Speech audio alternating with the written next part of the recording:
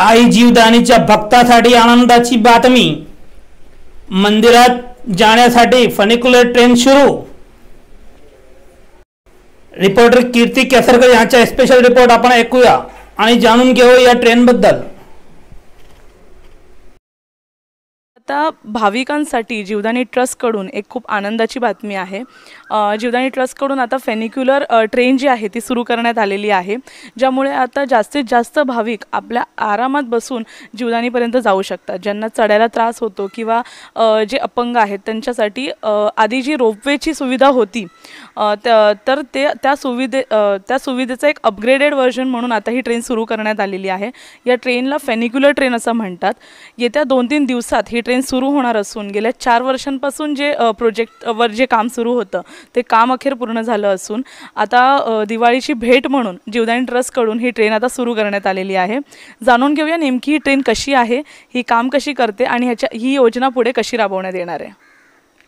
ट्रेनच्या आत जाऊया आणि जाणून घेऊया ही ट्रेन नेमकी कशी आहे, कशी काम करणार आहे आणि भाविकांना यातून यात्रा कशी करता येणार आहे। चला, तर आता आपण ट्रेनच्या आतमध्ये आलेलो आहोत। या ट्रेनमध्ये बसण्याची जी कॅपॅसिटी आहे ती 104 लोक एकत्र या ट्रेनमध्ये बसू शकतात। पण आता कोरोनाच्या काळात म्हणजे सोशल डिस्टन्सिंगचा विचार डोक्यात घेत आता ह्याच्यामध्ये फक्त 52 लोकांना प्रवास करता येणार आहे। म्हणजे 104चं अर्ध्या लोकांना म्हणजे 52 लोकांना या ट्रेनमधून एका वेळी प्रवास करता येणार आहे। एका वेळी जी आहे ह्या ट्रेनची खासियत म्हणजे ह्या ट्रेन्सच्या ज्या सीट आहेत किंवा जे हँडल्स आहेत पकडण्यासाठी तर एकदम कम्फर्टेबल आहेत, त्यामुळे तुम्हाला कोणताही त्रास होणार नाही। भाविकांना कोणतीही चिंता करायची गरज नाही आहे। यात पंखे देखील लावलेले आहेत, तर एखाद्या भाविकाला उभं राहून जर यात्रा करायची असेल तर त्याच्यासाठी हँडल्स आहेत। जशी आपली लोकल ट्रेन आहे, जसा लोकल ट्रेनमधून प्रवास करताना आपल्याला कोणताही त्रास जाणवत नाही किंवा बसण्याचं किंवा उभं राहण्याचं एक कम्फर्ट झोन जो आहे तो लक्षात घेत या ट्रेनमध्ये तो कम्फर्ट झोन तयार करण्यात आलेला आहे। तसंच इथे पंखे वगैरे सगळं व्यवस्थित लावलेलं आहे। ट्रॅव्हल करताना ज्या काचा आहेत ह्या ज्या तुम्ही कॉरिडॉरच्या काचा बघू शकता, जे डोर आहेत ते ऑटोमॅटिक डोर आहेत, जे आपोआप उघडतात आणि आपोआप बंद होतात। याचबरोबर सेफ्टी मेजर्स आहेत, म्हणजे उंचीवर गेल्यानंतर जर कोणाला जर वाकून बघण्याची वगैरे जी काही भीती असते ती भीती मनात ठेवण्याची गरज नाही आहे। 10 मिनिटाचा हा जो प्रवास आहे भाविकांचा तो कसा सुरक्षित आणि सुखरूप होऊ शकतो ह्याची पूर्ण काळजी जीवदानी ट्रस्टकडून घेण्यात आलेली आहे। सोशल डिस्टन्सिंग सोबतच आता या ठिकाणी जे आहे ते सॅनिटायझेशनचं काम देखील व्यवस्थितरित्या होणार आहे। जसं की आपण पाहू शकता की इथे सॅनिटायझेशनच्या कामाला सुरुवात झालेली आहे आणि प्रत्येक ट्रिपनंतर इथे सॅनिटायझेशन केलं जाईल ट्रेनचं। त्याचबरोबर ट्रेन जशी वरून खाली आपल्या जागेवर येईल त्याच वेळी लगेच सॅनिटायझेशनची टीम इथे तयार ठेवण्यात येणार आहे आणि प्रत्येक ट्रिप नंतर या ठिकाणी सॅनिटायझेशन होणार आहे। तसंच ह्या ट्रेन्सचा जर तुम्हाला प्रवास घ्यायचा असेल, तुम्हाला जर प्रवास करायचा असेल, या ट्रेनचा जर लाभ घ्यायचा असेल तर त्यासाठी डोनेशन हे 200 रुपयाच्या वरती असलं पाहिजे।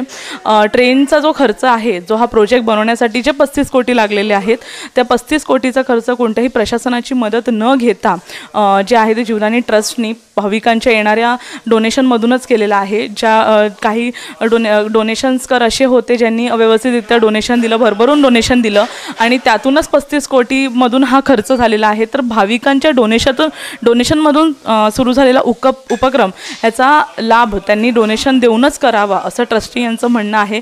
अध्यक्षांनी देखील तेच सांगितलं आणि त्याचमुळे जर तुम्ही 2.5 लाखांपर्यंत डोनेशन दिलं तर तुम्हाला दर आठवड्याला आपल्या परिवारवाल्यांना 10 वर्षासाठी इथे घेऊन येता येईल आणि जर तुम्ही 5 लाखांपर्यंत डोनेशन दिलं तर तुम्हाला येत्या 25 वर्षांसाठी ही जी सर्व्हिस आहे ट्रेनची ती कधीही कसंही त्याचा लाभ घेता येईल। आपल्या परिवाराला सोबत इथे घेऊन येऊन आपल्या फॅमिली मेंबर्स सोबत तुम्हाला हे जे आहे ते ह्याचा लाभ घेता येणार आहे।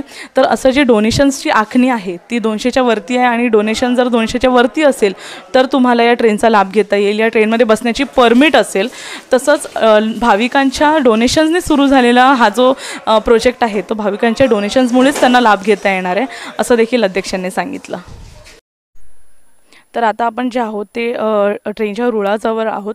जसं की तुम्ही पाहू शकता की ह्या रुळावरूनच ट्रेन धावणार आहे.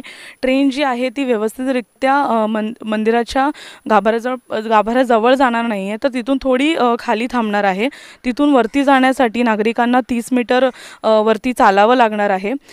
पण त्यासाठी देखील जीवदानी ट्रस्ट जे आहे ते प्रयत्न करत आहे की भाविकांना कोणत्याही प्रकारचा त्रास होऊ नये यासाठी तिथे लिफ्ट बांधण्याचं काम सुरू आहे, ज्यामध्ये एकाच वेळी 100हून अधिक लोक जाऊ शकतात. अशी लिफ्टची आता काम सुरू आहे.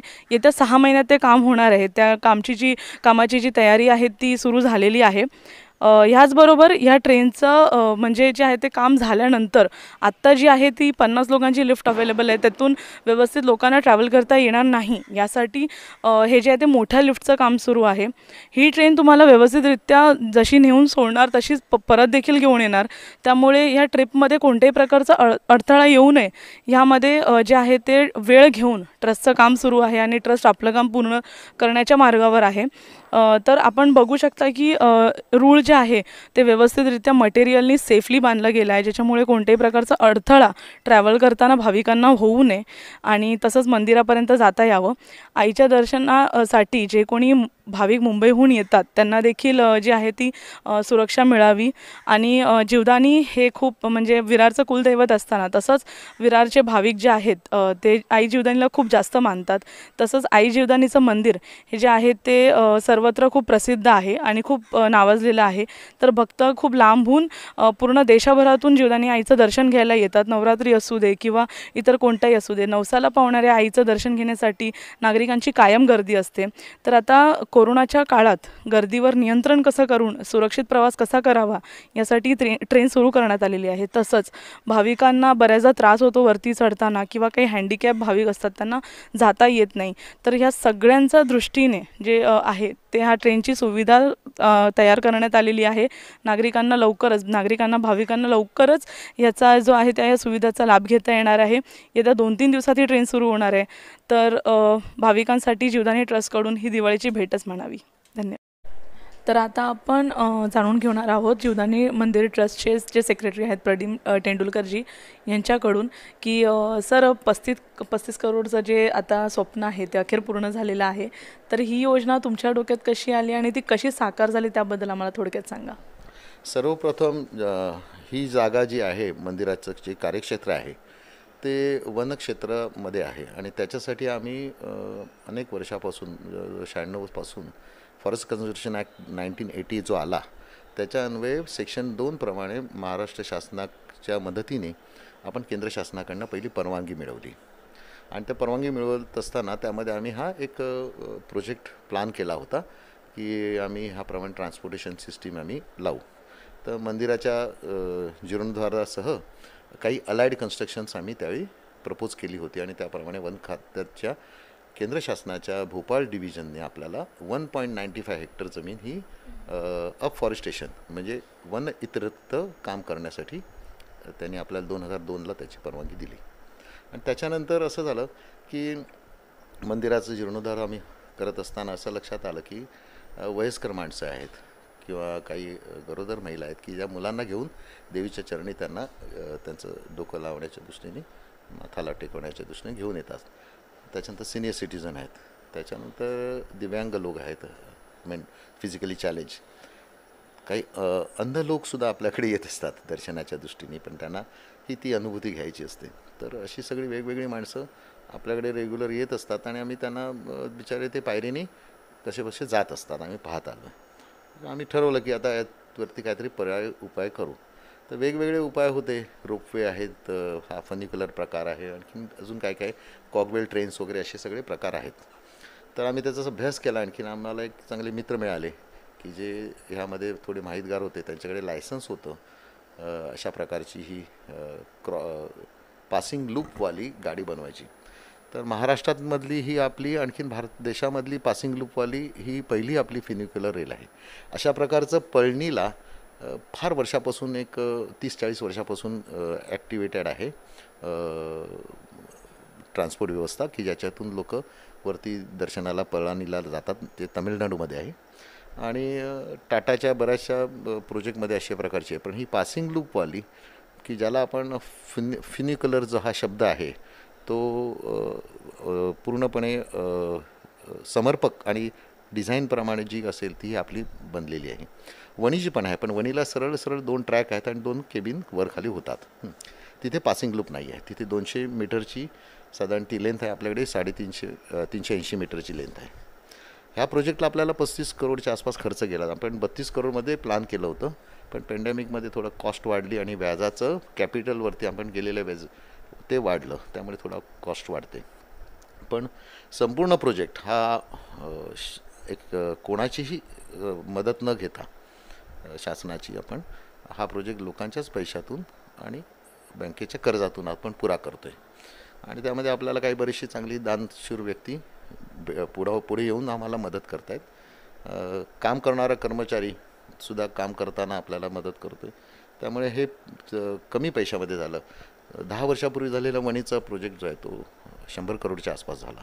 तर त्या मानाने आम्ही इथे लोकांच्या पैशातला न्याय देण्याचा चांगला प्रयत्न केलेला आहे. तर सर, आता जे आहे ते इतक्या अडथळ्यानंतर अखेर हा प्रोजेक्ट पूर्ण झालेला आहे.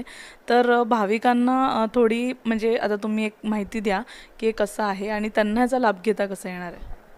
भाविकांच्यासाठी आम्ही असं करतो आहे की आता नजीकच्याच काळामध्ये गुजरातमध्ये गिरला एक रोपवे स्टार्ट झाला. त्याची त्यांनी गुजरात गव्हर्नमेंटने साधारण 700 रुपयाच्या आसपास काहीतरी प्राइसिंग ठेवलेली आहे. इथे आम्हाला काय की हा डोनेशनमधूनच झालेला आहे, त्यामुळे डोनेशनच आम्ही हा एक त्यामध्ये एक अविभाज्य घटक आहे. तर आम्ही जे कोणी माणसं आम्हाला 200 रुपयाहून अधिक डोनेशन देणार आहेत तर त्यांना जाण्यासाठी आम्ही ह्याला एक्सप्रेस दर्शनच्या नावाखाली आम्ही इनकॉर्पोरेट करून घेतो आहे. आणि त्यामध्ये असं कंपल्शन नसणार की बाबा तुम्ही एवढंच आम्हाला डोनेशन द्या किंवा पण आम्ही एक त्याला लिमिट ठेवले, कारण ह्याच्यामुळे काय की गर्दी ही पण वाढली नाही पाहिजे. तर ती गर्दी ही कंट्रोलमध्ये राहिली पाहिजे आणि सोशल डिस्टन्सिंगच्या हिशोबाने आपल्याला आता 50% क्षमतेतच चालवायला लागणार आहे. शिवाय मध्ये इंटरमिजिएट स्टेजमध्ये आपल्याला सॅनिटायझेशन हे ते सगळे प्रकार करून घ्यायला लागणार आहेत. तर ह्याच दृष्टिकोनातून आमचा विचार असा आहे की साधारण 200हून अधिक डोनेशन देणाऱ्या माणसांना आपण त्यातून एक्सप्रेस दर्शनच्या नावाखाली पाठवू. ज्यांना फ्री दर्शन घ्यायचं आहे तो पायरीने मजा घेत निसर्गाचा आनंद घेत वरती जाऊ शकतो. तर सर, आता भाविकांच्या दृष्टीने तुम्ही जो हा विचार करून ही जी फेनिक्युलर ट्रेन सुरू केलेली आहे त्याला नक्कीच भाविकांचा चांगला प्रतिसाद असेल. त्याचबरोबर तुम्हाला दिवाळीच्या शुभेच्छा सर. आणि हा विचार तुम्ही मांडला त्याबद्दल तुमचे धन्यवाद. तर आता आपण ही भेट इथे थांबवूया, पण आणखी काही माहिती असेल तर त्यासाठी आपण पुढे जाऊ. धन्यवाद. वीडियो को देखने के लिए चैनल को सब्सक्राइब करें, बेल आइकन को दबाएं, वीडियो को लाइक और शेयर जरूर करें. धन्यवाद.